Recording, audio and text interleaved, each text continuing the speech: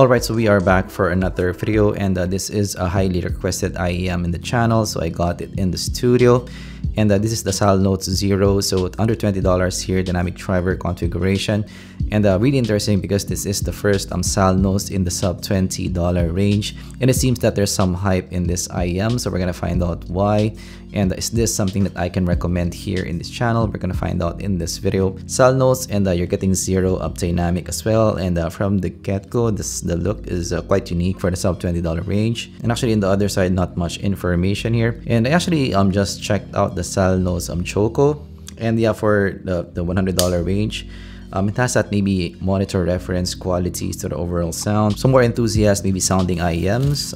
It has a different sound set, more maybe colder tonalities, so a different sound to the ear here. But let's see if that translates to the sub $20 range, and this is a different driver as well. Alright, so this is the IEM itself, 0 dynamic, and actually looks cool here. You're getting that metal sides, and of course you're getting that cable.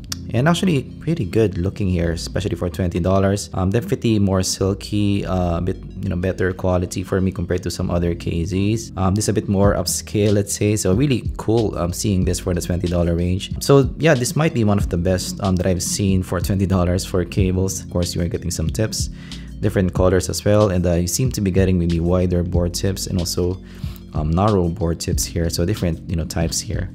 Will depend on you what you like. And looking at the IEM itself, from the get-go for sub $20 here, I'd say really nice looking. The design is kind of well thought of here. You're getting that blocky design, a bit unique compared to some other $20 offerings, of course. In the side, you're getting that metal trims, and you're getting the 2-pin connector as well on top. But I do like the maybe more unique design here. So they kind of went their own way. It's a more maybe iconic design compared to some other maybe usual KZ TRN designs there. Alright, so we are now wearing it on the ear, and actually first impressions here, this is a bit tight in the overall fit, so I was surprised about that. So actually the ear hooks here is a bit tighter compared to your usual maybe TRNs KZs. So I would say yeah, the comfort here not the best that I've listened to for sure, but the insertion is not that deep. So actually in terms of the isolation, it's fair, and stability is actually very good here because of that more snug fit. So even if you move around, this won't have an issue. But let's try to measure this up, and we're gonna listen to some tunes. Alright, so we now measure this up, and very surprising tuning here. So the tuning actually reminds me a lot of the Moondrop Chew, a lot of similarities in the overall tuning. But here in the Salnotes, the measurements, the sub bass is a bit maybe lesser in the mix, and in the Salnotes as well, you're getting a bit more 12K for me. So in the measurements, it's more of a bright neutral tuning, but we're gonna listen to some tunes and we're gonna see how the measurements translate. So we're listening to some Cocaine by Eric Clapton. Here's the first impressions here compared to the Moondrop Chew. They actually have substantial similarities here, but I do think the Salnotes is brighter. It's a bit more trebly in the presentation. And actually for me, the soundstage is a bit bigger for me as well in the 0 here. And in the overall tonality as well, this is also in the colder side of things. But I would have to say the Chew might be still colder in tonality compared to what you're getting here. So this a touch warmer compared to the Chew. So this might make it a bit more maybe friendly for more people compared to the Moondrop Chew here. But definitely in the overall listen, this is still more of a maybe enthusiast type of listen for me on the ear. So that colder tonality for me, it's a very enthusiast thing. It's kind of like a reference maybe type of tonality here. So definitely this is not your fun IEM. This is more of a maybe referencing pair, something like that in the overall listen here. But definitely really surprising to see that in $20. So going to the bass region, this definitely toned down in the mix. So much like the Moondrop Chew, this might be one of the most toned down basses in the $20 range.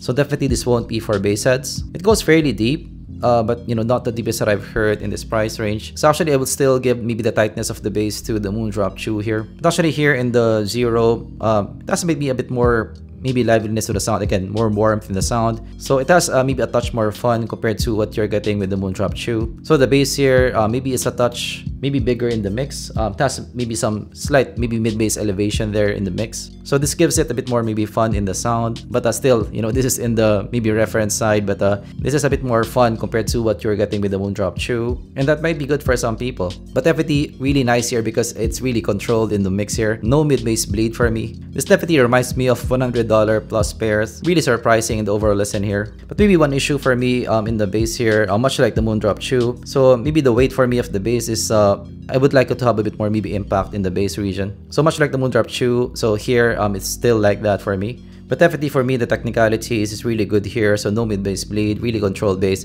really surprising. So this is more of an enthusiast bass for me.